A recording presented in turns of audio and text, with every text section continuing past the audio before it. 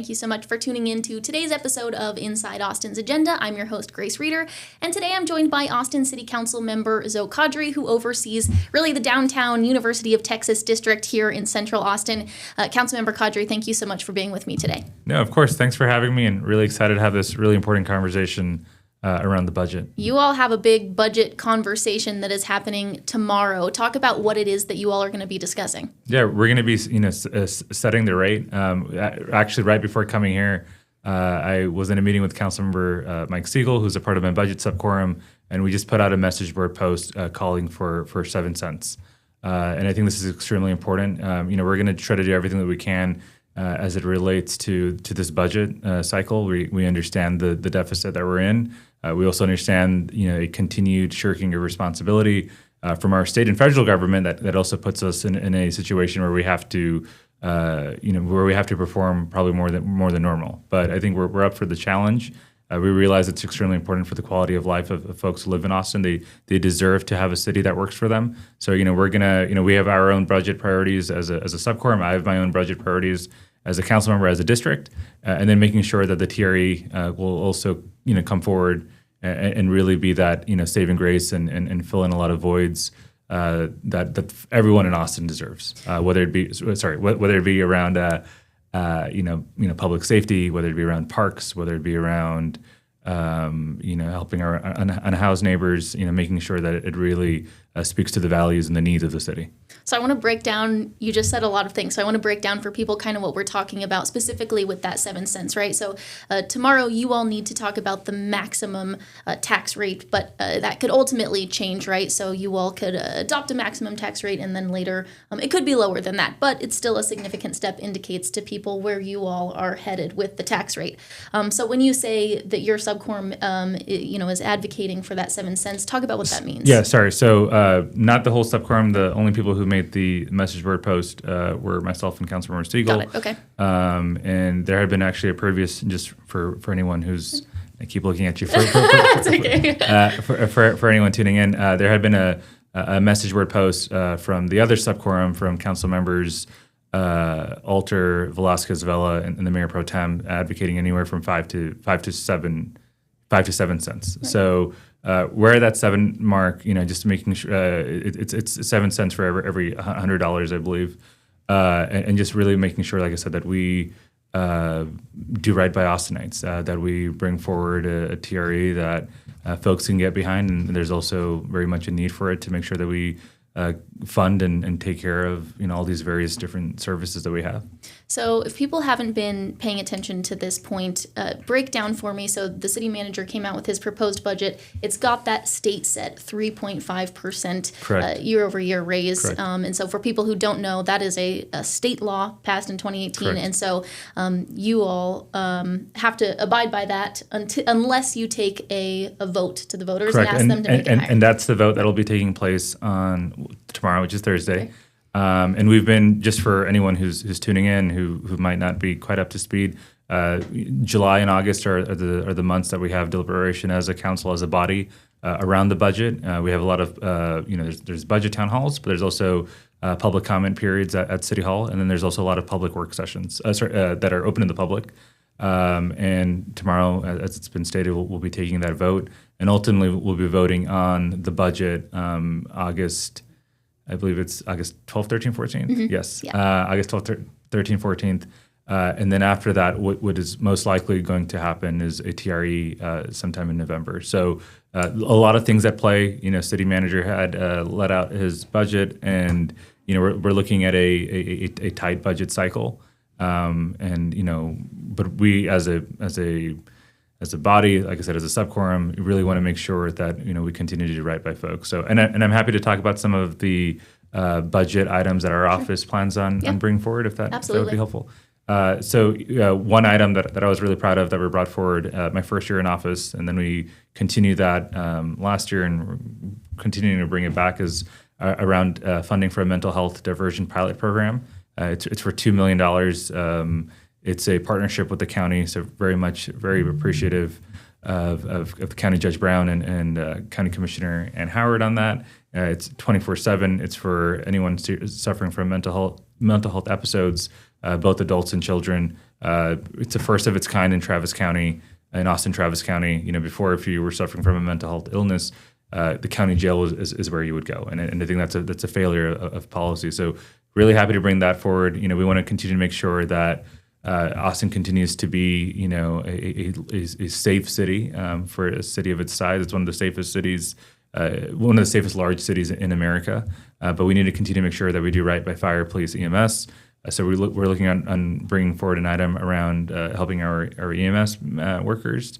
We're also looking, and this goes back to, in my opinion, shirking your responsibility from the federal level, but bringing forward an emergency fund for immigrant and refugees in Austin, Texas. So that will be brought forward as an item for any legal services or any other resources that folks might need. We also have an item that it's going to pencil in around about $75,000 to help our unhoused neighbors get showers and be able to use restrooms. It's in collaboration with some unhoused organizations that are in the downtown area. And then lastly, something that we heard when we were hearing from city workers through the AFSCME union was a higher structure of pay, so a COLA. So those are some things that our office is working on. I know the budget subquorum, it's on the message board post, has brought forward a lot of other issues that I really care about, and I know the other quorum, which I'm not a part of, I'm sure they'll be bringing forward a lot of great stuff as well. Can you talk a little bit about, we keep talking about this difficult budget cycle, like really what you all are facing, especially in terms of, cuts at the federal level and state level as well? Yeah, I think there's a lot of constraint. I think there's been a lot of cuts at the federal level, and I think that's where, like I said, we need to come forward as a city to fill in those gaps. And I think there's constraints that the states has put on us through this past session, but also previous sessions.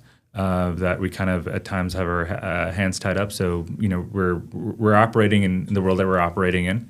We're also, like I said, facing a budget deficit, which is truthfully one of the reasons that I had voted against the police contract. Not for any other reason, but I was really nervous of how it would affect the budget, and we're kind of seeing that play out in real time. So. I'm optimistic. I know myself and my colleagues, we'll do and try to do everything that we can to make sure that, this is a budget that truly speaks to the values of our constituents. And like I said, anything that's kind of, left on the table, we're looking forward to bring that forward in the form of a TRE. So let's talk about the TRE a little bit. I want to make sure that people understand what we're talking about here. So the city manager brings forward his proposed budget at that 3.5% rate. The TRE that you all are looking at, the mayor had asked that the city come back with, if we go 1 cent more, 2 cent more, 3 cent more, up to that 7 cents that you're talking about. But obviously that's going to cost people money, and we'll learn more about exactly how much in today's Audit and Finance Committee meeting. But so talk about how you're weighing affordability for people who have to pay these property taxes versus the services that the city needs to provide.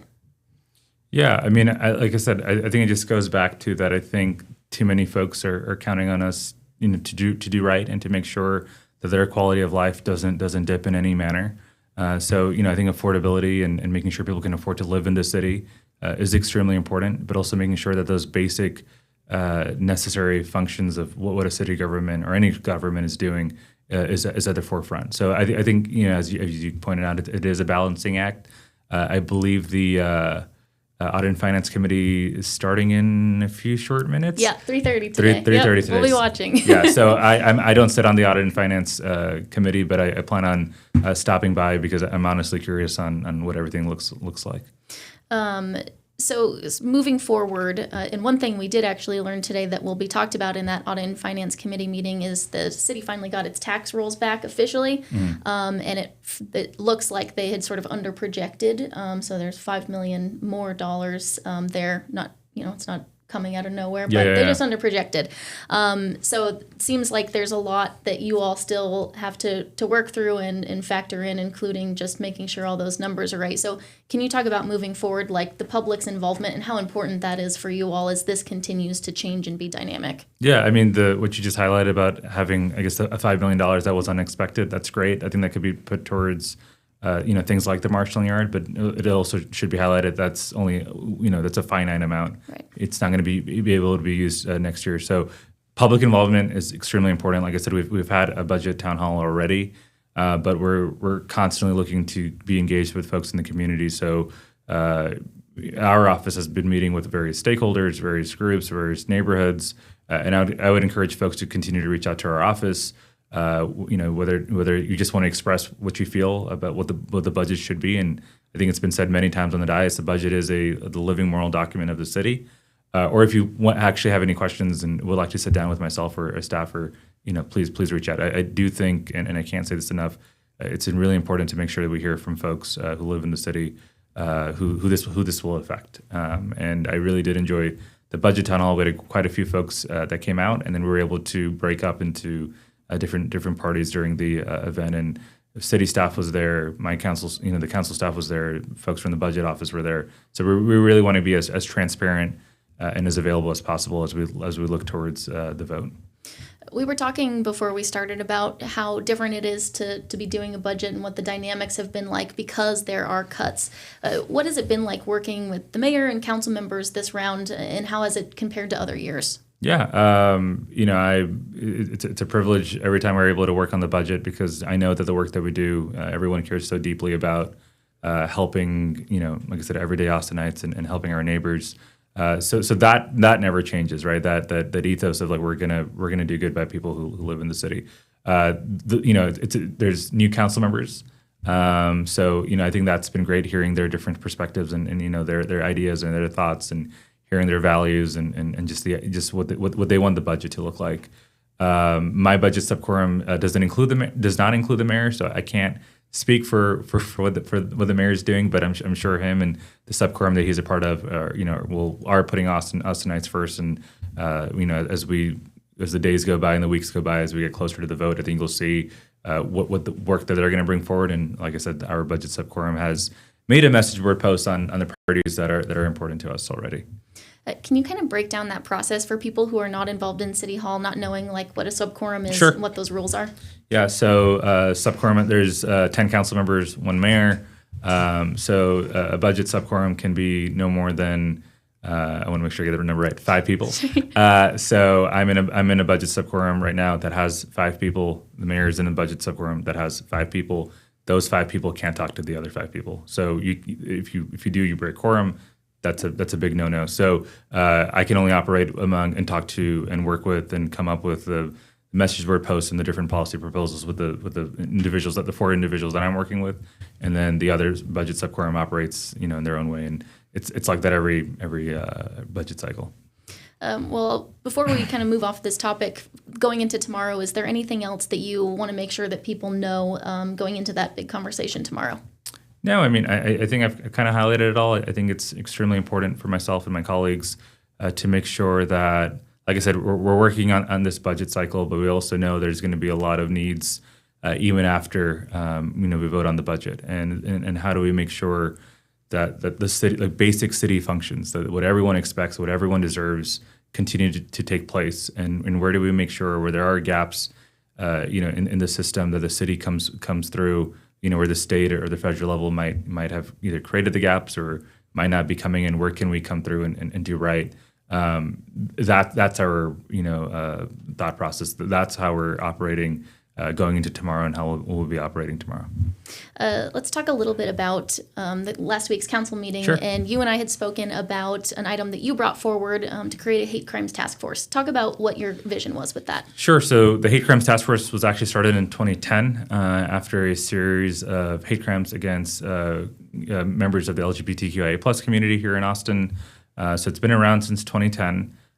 But talking to my colleagues and talking to folks in the community, hate doesn't really operate, it doesn't operate how it doesn't operate. It is there, and it is nasty, and it is gross, and it pops up in various phases. And I really wanted to have a hate crimes task force that has teeth to it, that is transparent, that is data driven, that there's information and there's resources available to folks, that there's ways to to report the hate crimes. I just wanted something that helps people. In all honesty, we're seeing the vast majority of hate crimes in the city of Austin are towards Black Austinites. But we're also seeing an increase because of the political climate in the world that we live in of hate crimes towards our LGBTQIA plus community, towards Muslim folks, towards Jewish folks, towards immigrant populations. And the last thing that I'd ever want is folks to be affected by a hate crime and not know where to go, or not have anywhere to go, or if they went somewhere, everything to be kind of left on deaf ears. So it was extremely important to make sure that we do the work, and that people feel like they have a place to come to where they will be heard.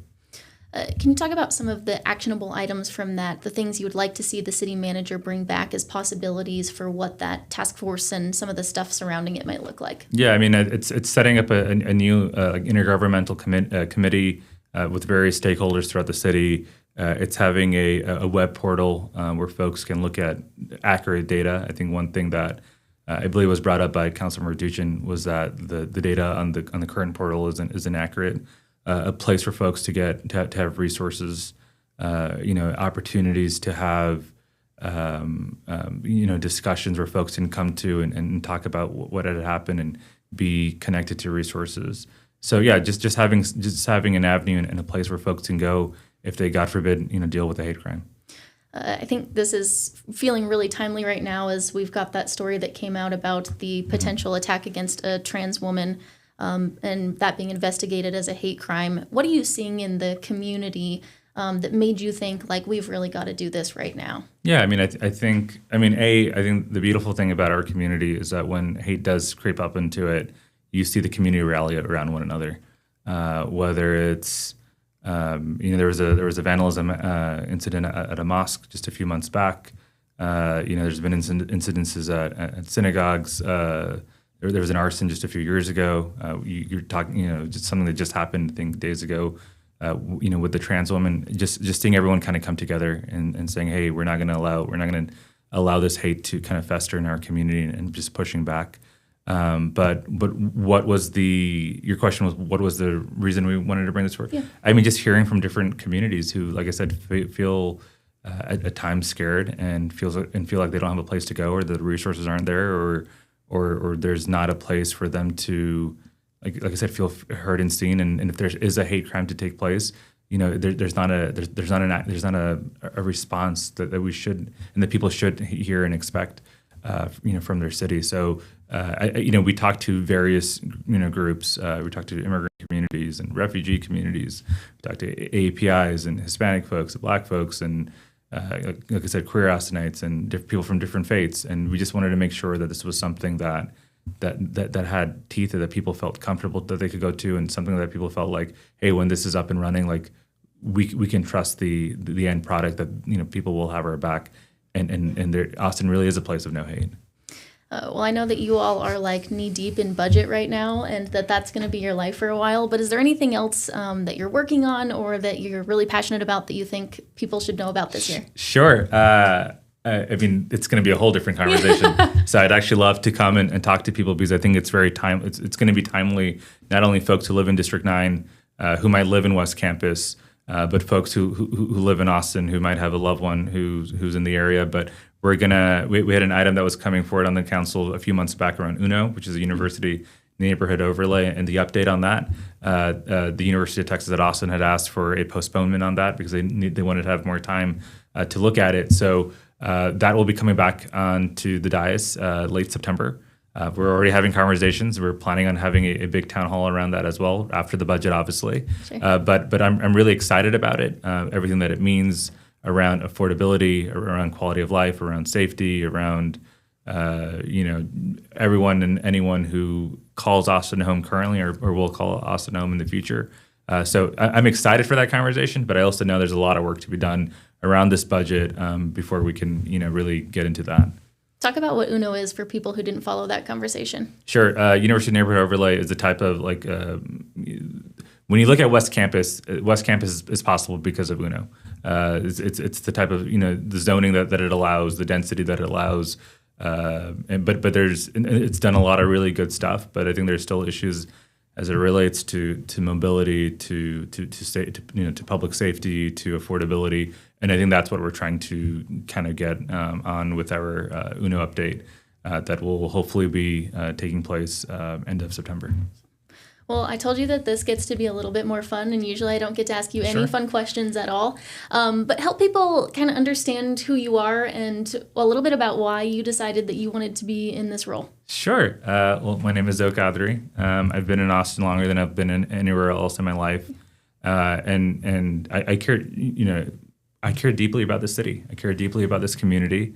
I think my mantra and something that I always say is that how do we humanize policy? How do we make sure that we put people first when we're talking about our policy? And I think at the local level that is so intimate because it's your neighbors, it's your loved ones. I don't have to. Thankfully, I hate flying, so thankfully I don't have to fly to DC. And all the love and respect to our folks at the Ledge and all the fights that they're fighting. But session is every other year. This is a job that's in my mind and my feelings 24/7, 365. And when we do something good, you see its positive effects in the community, and it affects you and it affects your loved ones. And if there's a level of inaction by the dais, then you see it hurt people. So we are, in my opinion, a very proactive dais.